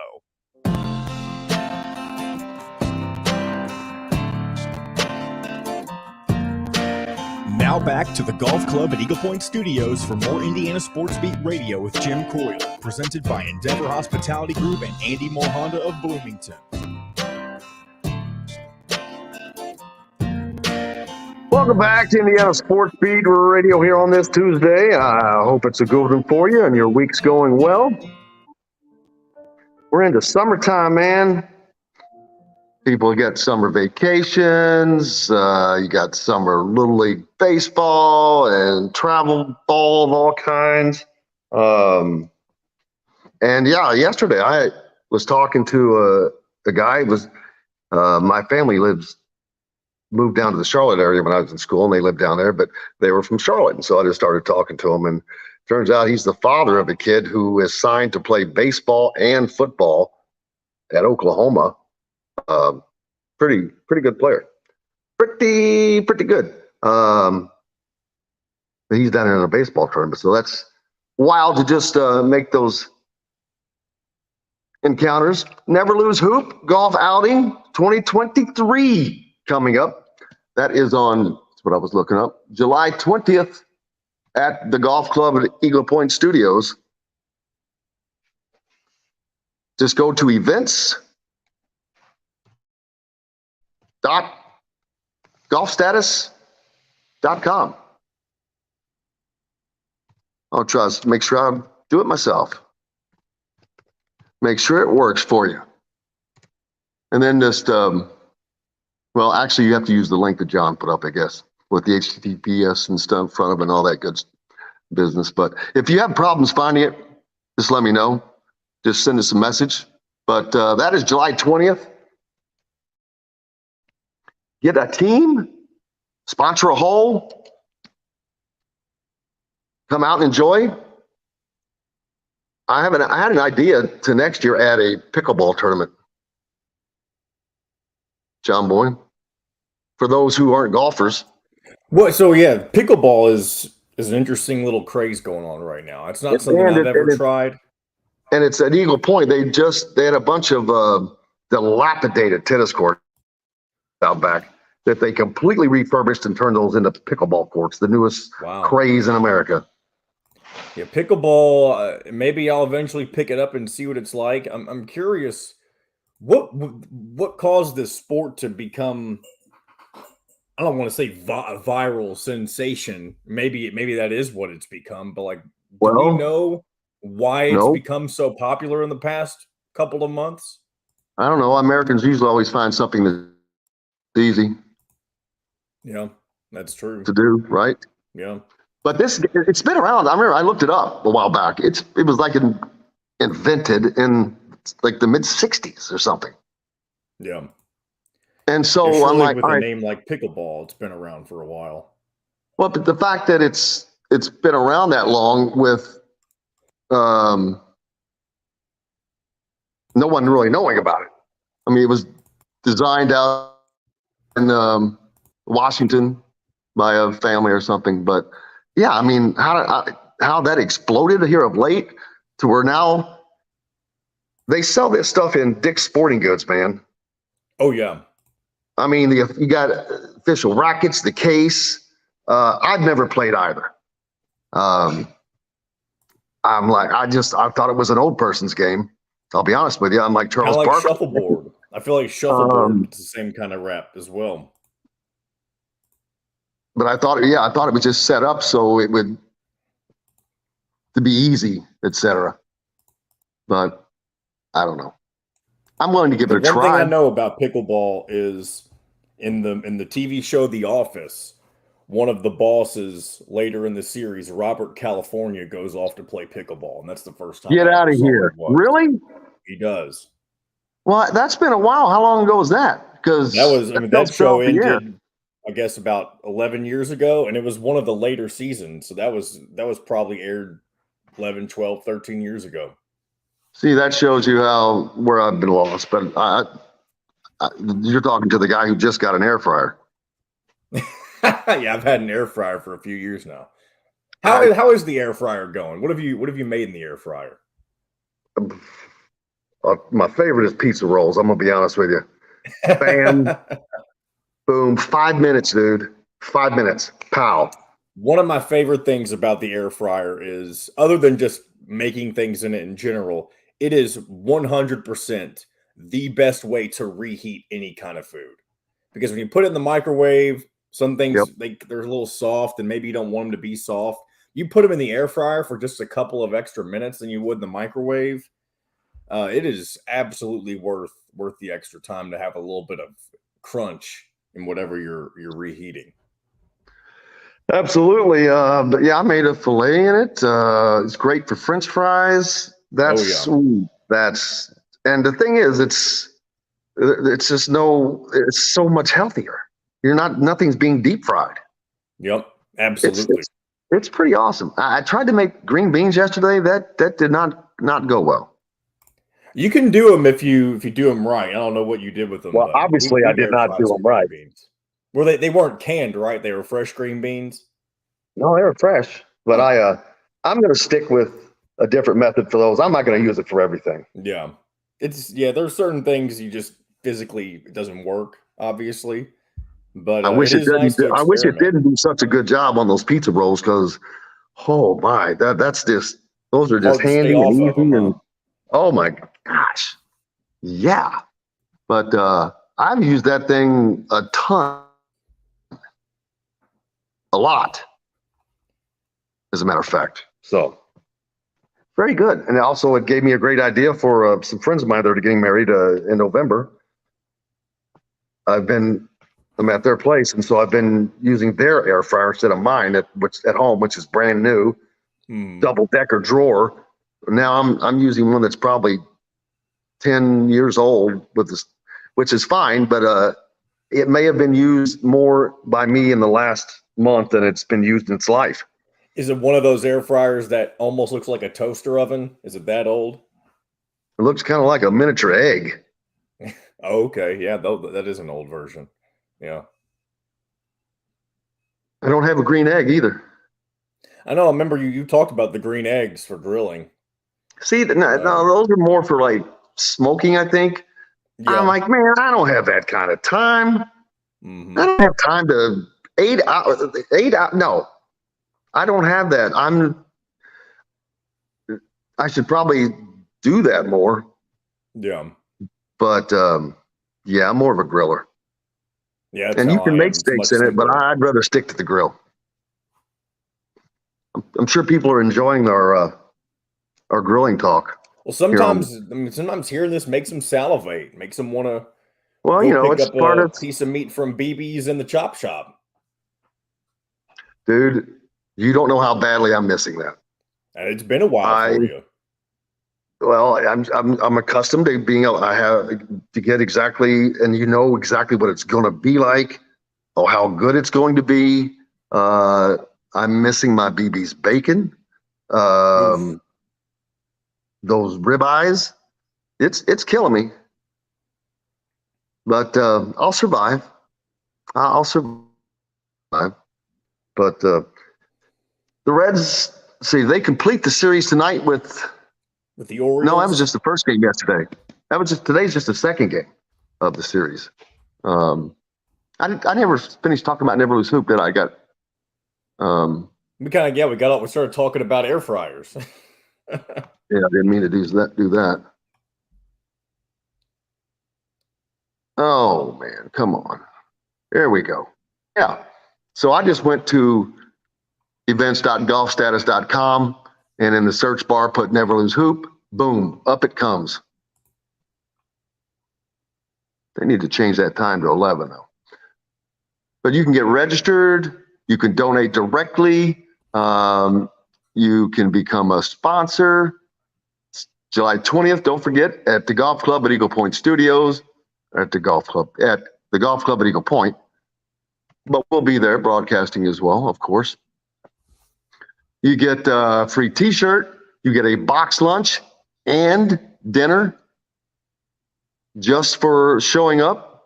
There are going to be three count you, hole-in-one contest on the par threes, one for $10,000 and two for $5,000, in addition to many other things there as well. But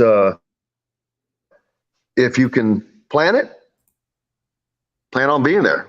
We're going to see how many of the coaches we can have there of all sorts, athletes, and just a great day. Last year was the first time back in a couple of years because of COVID and all that, and the difference between this year and last year already of what we've been able to add is unbelievable. These hole-in-one contests are off the charts. There's a Beat the Pro contest. It's just none of these things did we have last year. The ability to do everything right here on this one site is also new and makes it very, very easy. You can just go to it and everything is laid out for you. Like I said, and I do want to see how many of you, if you can't come, especially if you own a business, I'm going to be super disappointed if you're not sponsoring a hole. It's only $100. It's only $100, and it all goes to the Hull Foundation, supporting area children with cancer and their families. So we'd like to see you be a part of that and help us with that. It'd be great, but it'd be better to see you out there playing and participating and being out with everybody.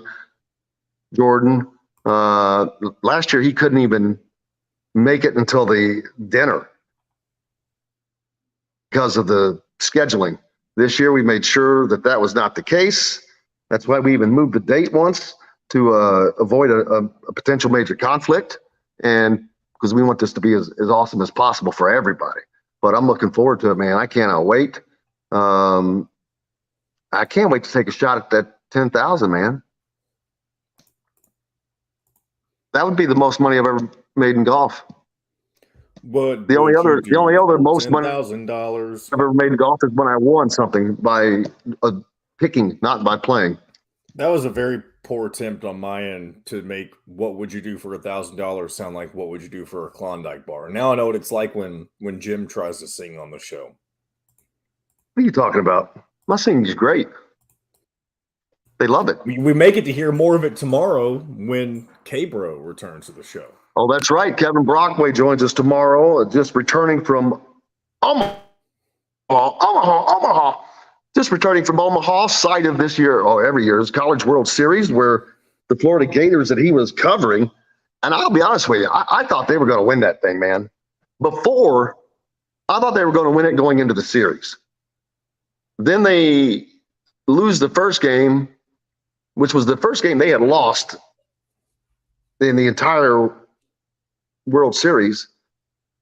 But then they come back in game 2 and score 3,000 runs. Yeah. And I'm like, whoa. But I remember thinking, man, I bet you they're going to wish they had some of this tomorrow. They had 6 home runs in that game and scored 24 runs, which is crazy. But then the next day you turn around and you get rolled the same way. Wild stuff, wild and wacky stuff. No, I did not win 10,000 from betting on golf. You crazy? I don't bet on golf. I don't bet on much at all. Oh man, I forgot to do that bet with the baseball though. I have to look into that. Oh yeah, that's right. Maybe we can get the cash man on. Yeah, the most money I ever won in golf was this year in Pete's brother's Masters pool. It's lucky. Pete's in the process of moving. He's moving back to the Hoosier state. Moving away from Minnesota, huh? Minnesota, eh? Minnesota. Eh? I bet they have some nice temperate summers, though. That's the caveat. You have the terrible winters and you have the amazing summers in Minnesota. Of course they do. Same with people up in the UP, the Upers up there. Buddy, I've been to the UP in July. I think I've told this story. I was competing in a rodeo in New Albany, which is across from Louisville, Kentucky, in Indiana, and left there that night around midnight. And I had to be in Iron River, Michigan, which is in the UP, the next day at 2 p.m. with a stop in between in Orfordville, Wisconsin, to meet up with my partner. And then we went on up from there. But the night before, it was like I was earlier, just dripping wet. It was so hot and humid. And then the next day we're up there, we competed in the afternoon, then again that evening. And then that night afterwards, you're sitting on the fence. I was glad that I had a jacket with me to put on. I needed much different. It was night and day, man. I wish I won 10K from betting on golf, though. It would be good. Thanks, Five Lefts. Thanks to everybody, actually. Mike DeCourcy especially, John the producer, for keeping us between the white lines, but most importantly, you guys. Without you, we have no reason to be here, and we greatly appreciate you. Make sure you support all the sponsors as well. because that's how we're able to bring you the content. Without them, we're not available to do much. Great show lined up again tomorrow. K-Bro back with us. I think Cal Nidrip and Rick Bozich. Yes, sir. Sounds good. For John, the producer, I'm Jim Coyle. You guys go out and have yourselves a great one. Until tomorrow, I will see you on the radio. Thanks for listening to Indiana Sports Beat Radio. Be sure to subscribe to our YouTube page for more clips and team coverage of Indiana basketball, football, and more. You can also find full episodes and tons of other content on thehoosier.com. We'll see you next time for another edition of Indiana Sports Beat Radio.